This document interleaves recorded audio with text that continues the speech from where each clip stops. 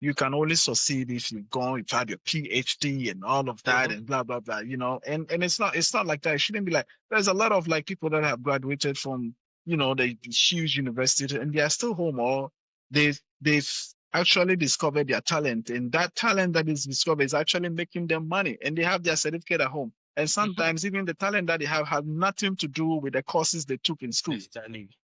Yeah, they study. So education is good, but it's also like if you want to educate yourself fine. When you discover what your skill is, educate yourself on that more. One thing that I can't leave out of your journey is your collaboration with Zara. How did the partnership with Zara happen? With the Zara, there is this agency, seminar group of artists. Mhm. It's made up of artists who couldn't go far with the art, but they decided to do it in a different way by helping other artists like collaborate with other brands, just Mhm. moving away from the normal gallery representation, but kind of like spreading their wings and like, trying to connect with other brands so that we can kind of like, it's not always just like painting, but designers are also artists. And Mhm. when two artists and or two collaborators come together, it's amazing. So My name is Yahweh, and welcome to Life After School. Does school really determine your future? Or that is what we've been told. For years, we've measured success by grades and degrees. But what if life has other plans? In a world where dropouts build empires and top students still struggle, it's time we ask real questions. Welcome to Life After School, the podcast where we explore the truth about education, success, and everything in between. Whether you're a straight A student, a university dropout, or just trying to figure things out, this is the space for you. Let's challenge the system, hear real stories, and also discover what really shapes our future beyond the classroom. Life after school. School ends, but the journey doesn't. Hi, and welcome to Life After School. My name is Yahweh J. So, from the streets of Accra New Town to the art galleries of the world, today I welcome a gentleman who has braved the odds and is flying the flag of Mother Ghana high in the art world. Welcome to Life After School, Otis KK Quaicoe. Welcome, Otis. thank you, thank you, thank you. And thank you for having me. And then the KK is my middle name. KK basically is Kwame Kye.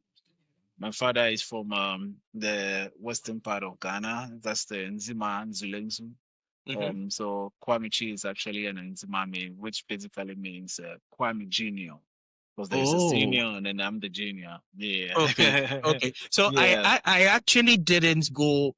I didn't try mentioning it because I didn't want to butcher the name. So I wanted you to go in by yourself. So thank you for joining us today.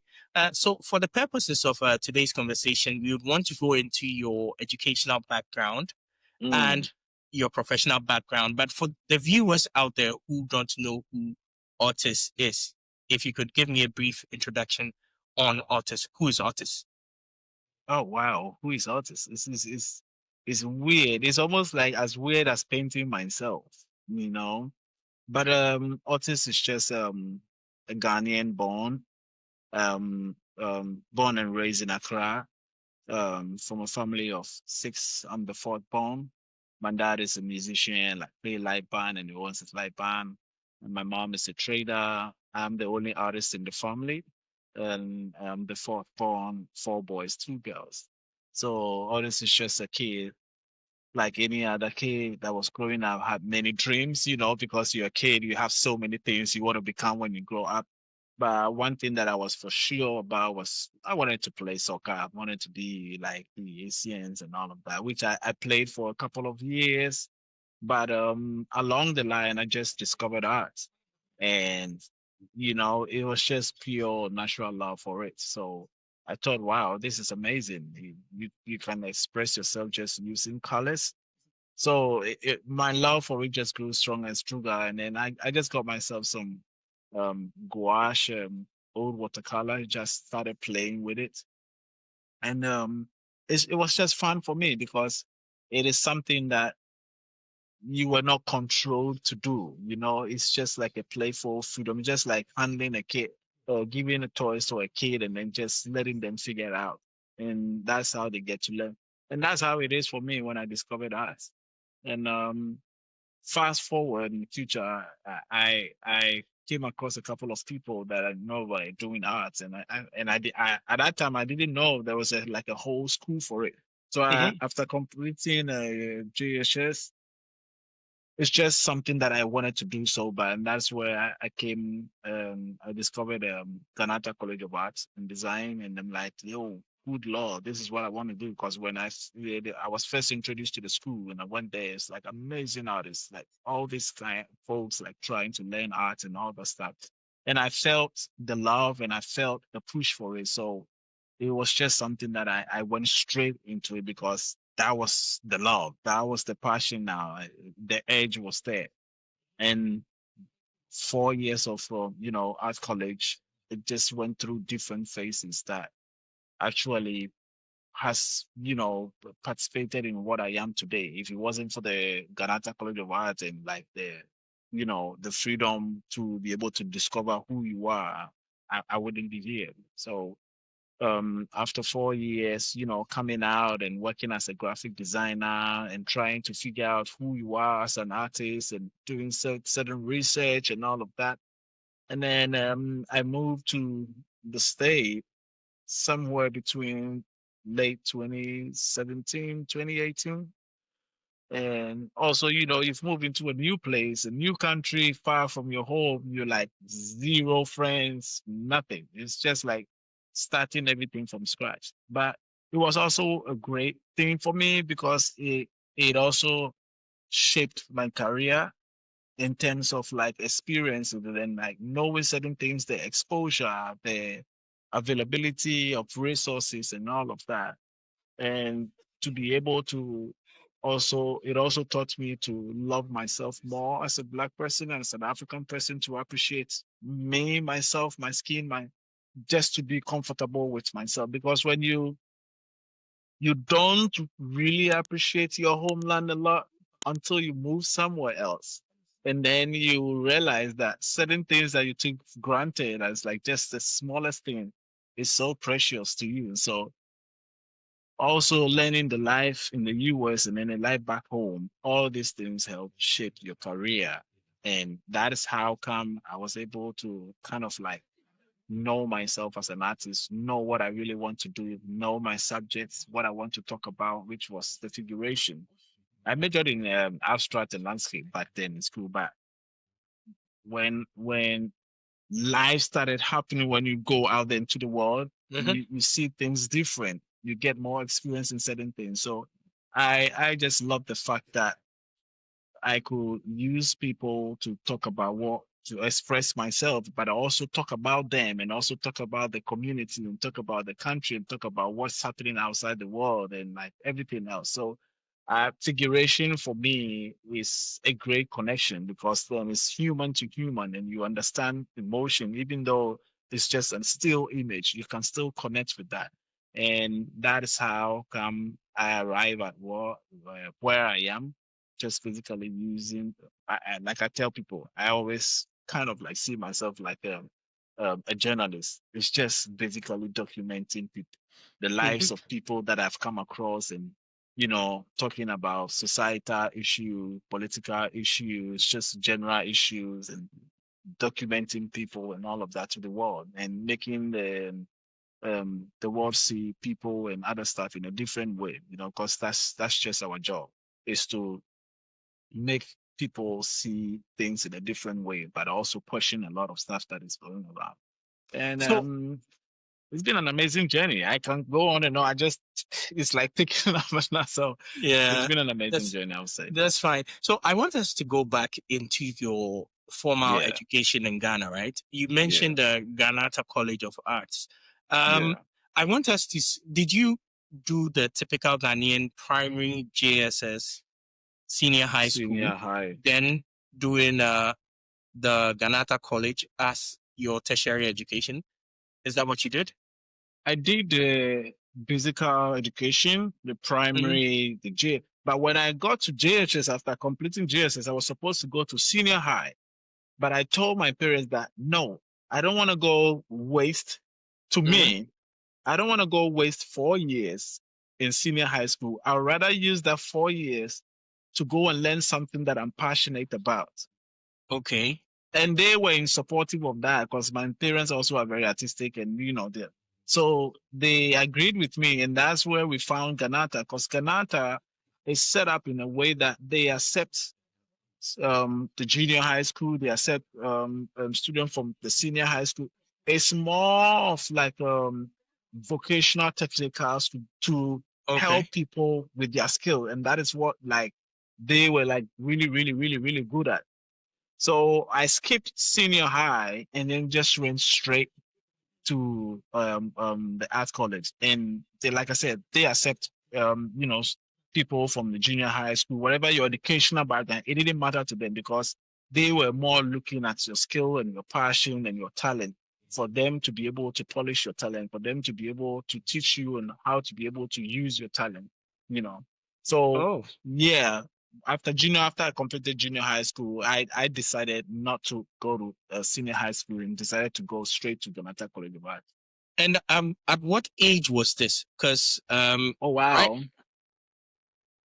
I think it was between I would say between 20 Mhm. to 25, 26. Yeah, thereabout. Yeah. It was Oh, okay. between that's it. Yeah. Okay. Yeah, yeah, Okay. yeah. So, how key would you say your parents have been in your journey in the arts? Oh, like super, super, so they were like the major key. Major key. When I completed art college, you know, you are back home, you are a grown up now, you need to start Mm-hmm. making money and all of that, and also even buy your own materials and stuff. So and at that time the digital world was becoming more known, becoming digitalized. You don't have the billboards where you hand paint them again. It's like more printing and huge stuff. So I started to learn the graphic designing, and I worked for a couple and did set designing also. So I worked with a couple of medias and also like a printing. So I was fully into the digital world, and that's where I started learning photography as well. So it got to a point, and my dad sat me down and he said, "You know what? You went to an art college, and I know you love art, and you studied art for 4 years. Why don't you sacrifice and save up enough money, and then quit your job, and then focus fully into your art career? And I think once you do that, then something will happen, because if you don't pay full attention, you don't give full attention to your skill, that how then do you develop? How then do you progress from there? So I took his advice, saved for 2 years, and then quit my job. And then we just hustle on the arts and just kept painting and painting and painting and like writing letters because at that time we didn't have a lot of galleries in Ghana, actually. So it was more of the hotels that gives you the space to exhibit for their clients that come in there, who are interested in that. It was mostly that. So a couple of group exhibitions we did at the hotel because it was always a two-person show. Mm-hmm. So a couple of that we did at back then it was the Accra City Hotel, and Mm-hmm. then the African Regent Hotel, the Golden Tulip Hotel. It was those places that were kind of like known for giving artists spaces to exhibit their paintings and all of that.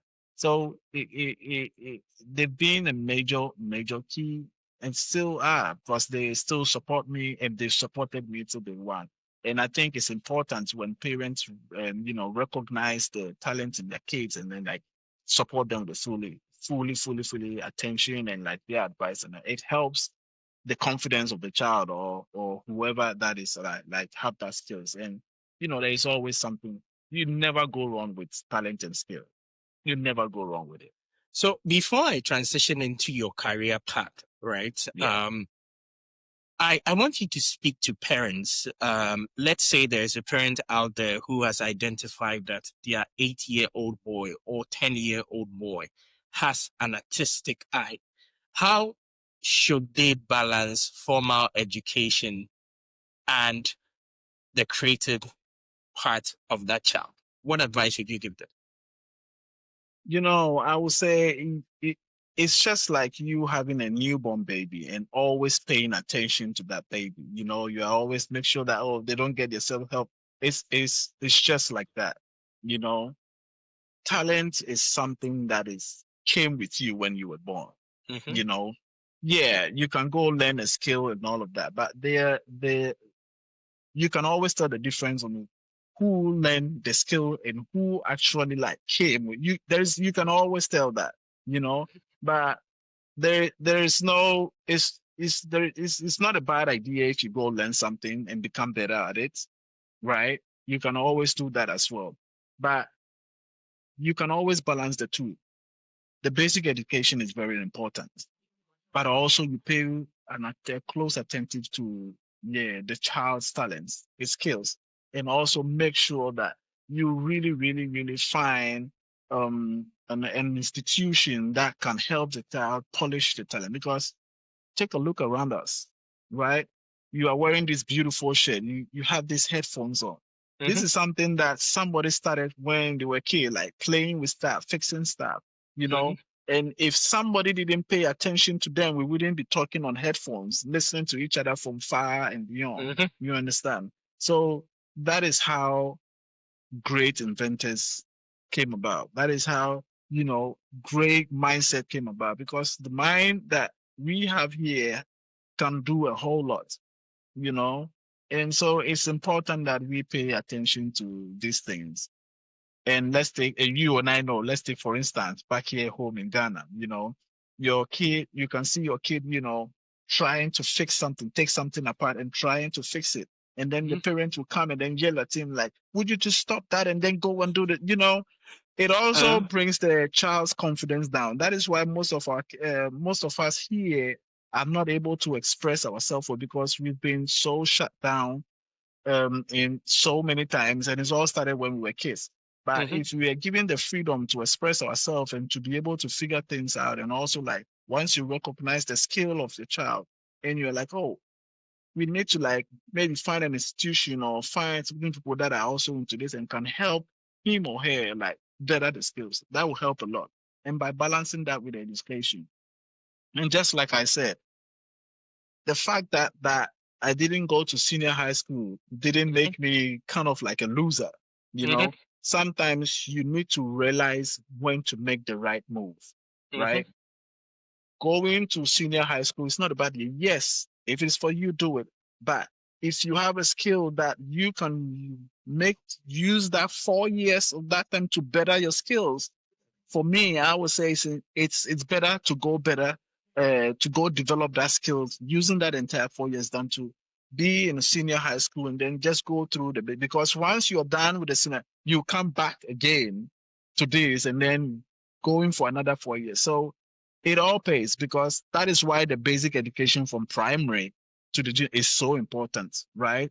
And then Mm-hmm. the rest is just like, if we can have a system here or institution that basically teaches skills, we Mm-hmm. will have great, great, great, great, great, great minds and like inventors and all that coming from the country. Just take a look alone, just a few ones that have come from Ghanaian and other institutions. Amazing things they are doing out there, you Mm-hmm. know. So if the parents had ignored and like shut them down, we wouldn't even be having this conversation, you and I. In the first place, yeah. Exactly. Yeah. So let's go to your career path, right?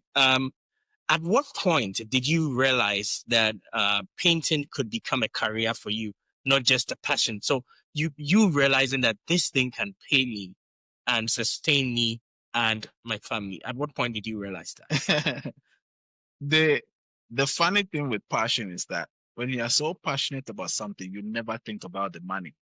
You never think about the money, Mm-hmm. because you are so in tune to whatever that you are so passionate about, because it makes you happy, it makes you feel good, it makes you purposeful. It is only when the money start coming in on itself that is where you start realizing that, oh wait, I can actually make a living out of this. When I was coming up, growing up, and then even when I was in art college, I never thought of it making money out of it. It was just pure joy that I'm in the midst of these great minds and they can Mm-hmm. paint and we can discuss and talk about art and just the expressiveness that it gives to us, you know. But it was it was actually when I moved to the States and when I finally got the exposure to be in the bigger market and then I sold my first painting and I'm like, oh wait, this because in Ghana, you in the hotels, you had huge Mm-hmm. paintings and you were selling like, $100. You had some for $30 and all of Mm-hmm. that. But you move to a different place and then you are being even just the appreciation of knowing that you are an artist. It's just Mm-hmm. that alone and how they treat you makes you feel super special and make you feel like you are in the right cause. And then once you someone is interested in the arts, you still have this old mentality and wanted to sell it like, okay, $200 or probably I'm in the US, let me say $300. And then you say that, and then the person said, I'll give you $5,000 or $10,000. It makes you sit back and like, oh wait, if I keep getting better and better, which means Mm-hmm. this and this will happen. These things I can make a career out of it. So that is the moment where you realize that this is a career, not just a passion. This is something that is like you can make a living out of. This is something that you can, you know, just build something great out of. And with the passion and the love, all that will start coming in. Okay. So, back in Ghana, I know you had been going to some hotels to pitch Yeah, your art to them, so that the residents in the hotels buy them, right?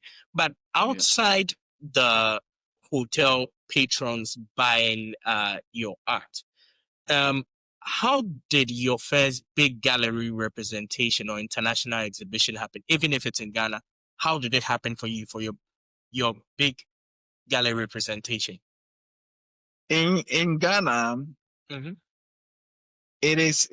we only did the hotel sale because we didn't have that knowledge and we Mm-hmm. didn't have about bigger galleries and being represent having a represent we never knew there was something like representation.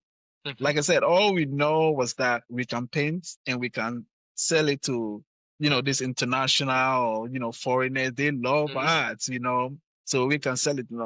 We didn't think of anything about like gallery representation having because like I said, the knowledge didn't go that far on that, right? Until we travel outside. So now I cannot even walk into a hotel and say I want to sell my art because I've moved past that. I deal Mm-hmm. with galleries now. So with my international representation, it happened through one of my good friend who's a Moroccan. He had a residence in Los Angeles and he invited me over, because we both went to school together, art college together. It's his first time in the US to come and show. So I was also in the US and it's like, hey man, I'm in the US. Let's just hang out like the old times. Mm-hmm. So he had already spoken to them about me and my work because he knows my work and all of that. So once he invited me there and like, we were just hanging out in the studio painting. So the gallery that is being represented now walks in and they saw my work and it's like, oh, I really love this.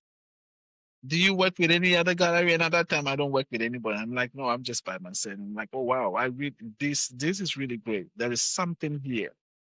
So he immediately bought the painting that I was doing. I wasn't even done yet, and Mm-hmm. he paid for it and all of that. So later on, and then he came and it's like he would love to work with me. And it took me by surprise, but I was like, hell yeah, because this is what I actually want.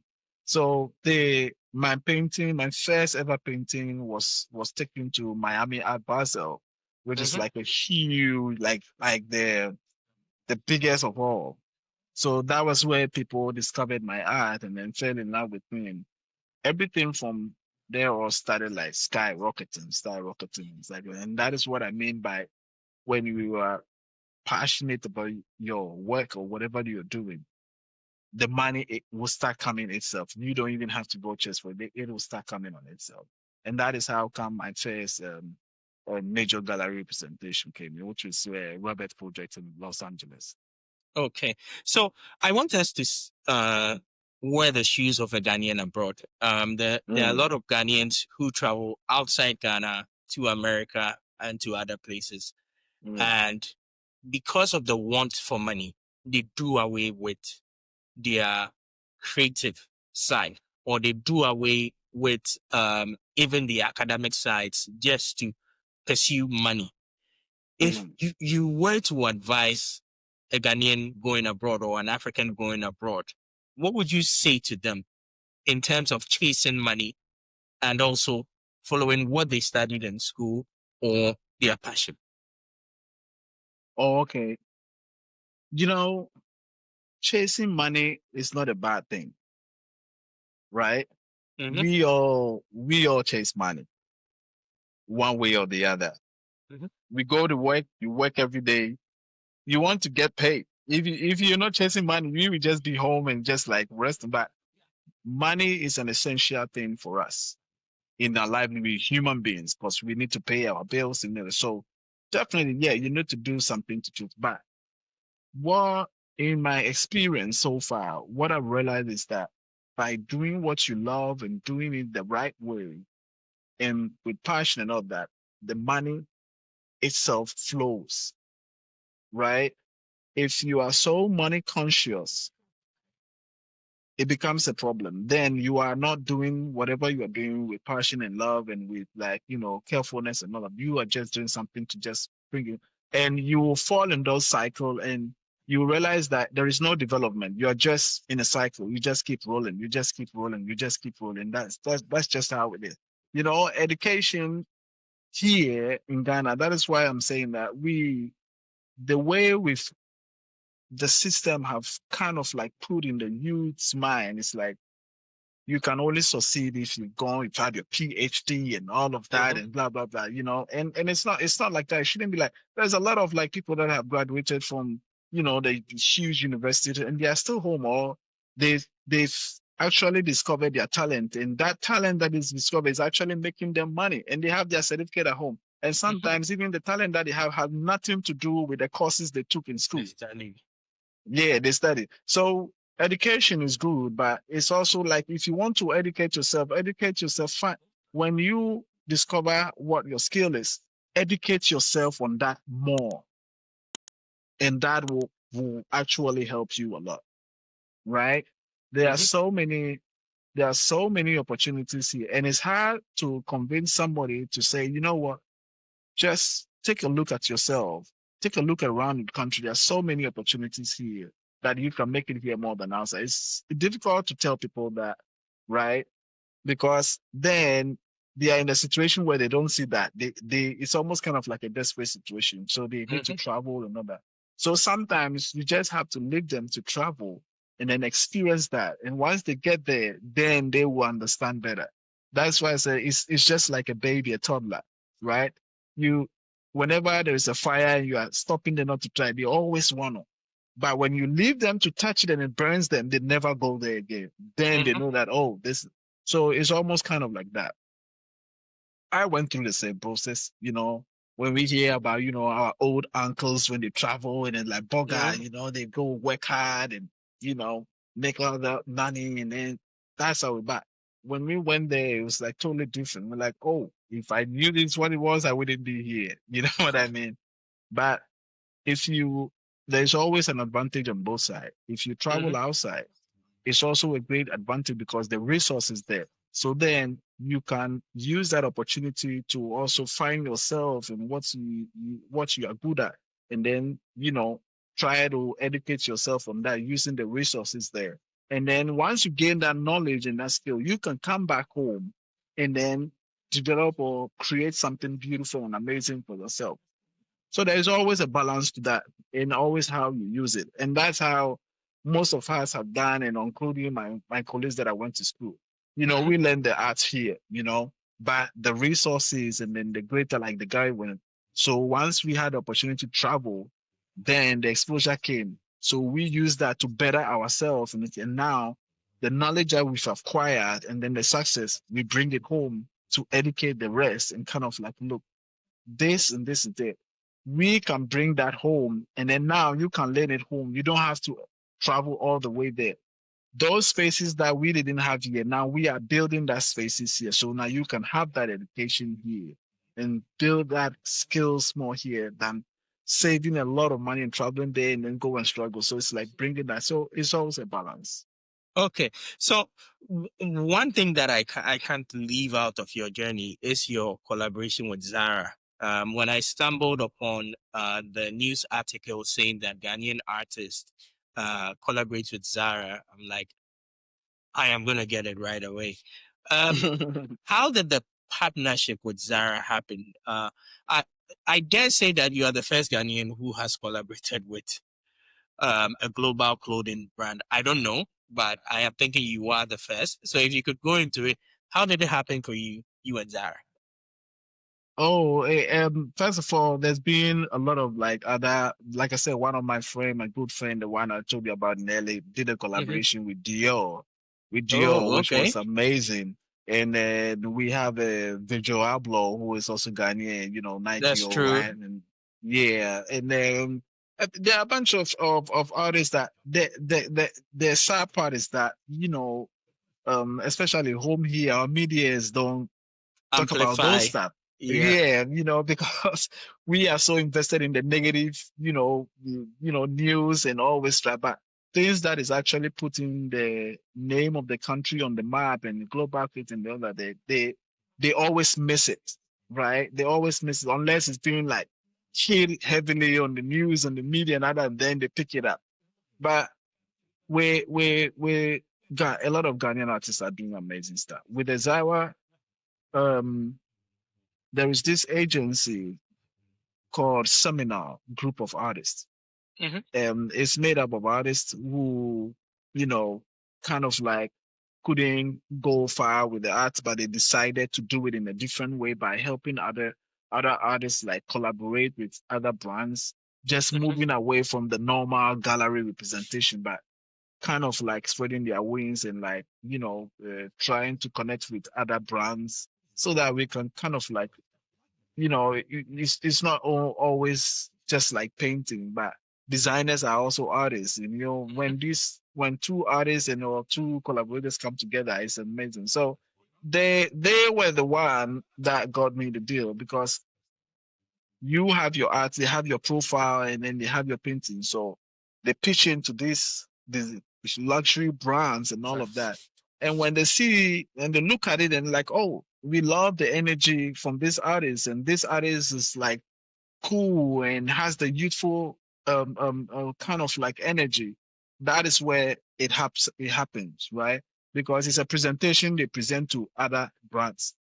It's left with the brands to kind of like look at it and like, oh, this person will be good for our brand because he or she commands this kind of group of people and it will be good for our brand, and that's how we're able to got the deal. So once they presented it to them and they loved my work and I'm like, yes, this will be great for us, and it just has happened and it was amazing. Well, congratulations on that. So let's move to education beyond the classroom. Um, Mm. what are some of the lessons you've learned outside of school that no classroom will teach you? Not Ganata taught you, not JSS, not private education taught you. Oh, what are some of the lessons? I think the major one is believing in yourself, believing in yourself and how the mind works. You Mhm, know, um, I think the greatest life teacher will be life itself. You mhm, know, education is good, but I think once you come out of education, life itself is a whole different college. You know, I think life teaches you everything that you, the human, you personally needs. But one thing that nobody taught me, even in school or wherever, is to believe in yourself, right? And know how powerful your mind is. And if you are able to get in tune with your mind, whatever you want is possible. And that is one of the things that I have learned that I didn't learn in school, from primary to college, whatever. And it constantly, it teaches me. And that is how I've become so confident in myself that whatever that I work on becomes successful, because that is how I've triggered my brain. So that's all that my brains know, that do it. When you do it, it will be successful. So I have built some sort of like confidence in me that whatever negative anybody tells me, it has no effect on me. And that, I think, once you have that, it's position you in life in a certain way that all you do becomes successful, because you've already set up yourself to be successful before it happens. Mm-hmm. So you are already just in motion and then just doing the process to get there. And I think that is the most important thing. And it's also one of the reasons why we kind of say, hey, I brought food here, no, it's because of the mindset. You know, that kind of Mm-hmm. saying. It's because of the mindset, because we also have already set up in our mind that we are beneath them. So automatically, once we see a white person, then we're kind of like, oh, you know. So it's all in the mindset. And I think it's one of the things that people, once people get to understand better, all things will be great. So I have two more questions for you, then Yeah. we wrap up. So if you were designing an art curriculum for young artists, what would be the most important course to teach them? Oh, wow. That's a difficult one. What would be the most important course? Most important art course you would teach upcoming artists if you were to be their teacher in school? I don't think there is a most important art course. Mm-hmm. It's always looking at the students and figuring out what they are good at and then pushing them in that In direction, direction. right? So, like I said, there are courses. I majored in abstract and all of that, but look at me now. I don't Yeah, even paint abstract. So, abstract. so yeah, exactly. So if the teacher back then see me as, no, you are really good in abstract and like, but so it's just, that is why you go through in college, you go through in the first year, you go through all the courses. So that's how come the lecturers like figure you out on what you're best at. So by the end of the year, the last period of the year, they separate everybody, because you are Mhm. good at this, you are good at this, you are good at this, and then they separate them, because they figured them out from the beginning what they are good at. And then once they get to the final year, they, divide them into their major main courses, so that then when the last year they leave you to discover yourself, your technique and everything. And that's, I think it's better that way than to kind of say this is the best, because there's no certain like this it will be the best art curriculum. Let them explore, and then during that you figure out what they're best at and then push them in that area to develop it more and more and more. And sometimes even when they develop it, when they come outside college, like I said, life experiences and more researches even reshape and changes them into direction. But what they learned back in school also Mhm. was the major key that propelled them to be successful in what they, because some of the things that we learned back in school, we still apply them today. Mhm. And if we didn't have that knowledge, we didn't know how to go about it. So it's important in what they learn from the beginning. And then when they come out, they discover themselves who they truly are, what makes you stands out among the hundreds of students that you graduated with. And that's how it is. Okay, so last question, then we end our conversation for today. A lot of artists in Ghana, especially the young ones, they don't know where to sell their arts. Some of Mm, them have been fleeced. They've associated with certain people, and mm. their arts have been sold. They never got the money back. If you were to point them out into the right direction, what is the pathway for them to be able to exhibit and sell their arts currently in Ghana?